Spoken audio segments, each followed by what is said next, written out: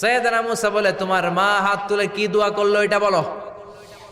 কসাই বলে, আমার মা প্রতিদিন রাতে খুশি হয়ে একটা পাগলা দোয়া করে, গত কয়েক বছর ধরে এই দোয়াটা করছে, অনেক বছরের দোয়া, আমি জানি কোনো দিন এই দোয়াটা কবুল হবে না।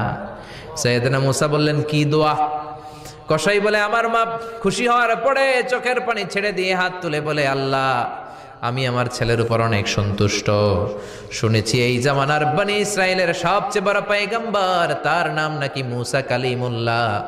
আমি তোমার কাছে দোয়া করে গেলাম, আমার ছেলেরে তুমি ওই মুসা নবীর সাথে জান্নাতে ঢুকাইয়া দিবা। মুসা আলাইহিস সালাম বলে, কানেকশন তো এই জায়গায়, আসল কানেকশন তো এখানে, এটা তো মায়ের দোয়ার বরকত। আল্লাহু আকবার। এজন্য মায়ের দোয়ার বরকতে কসাইকেও নবীর সাথী বানিয়ে দিয়েছে কে?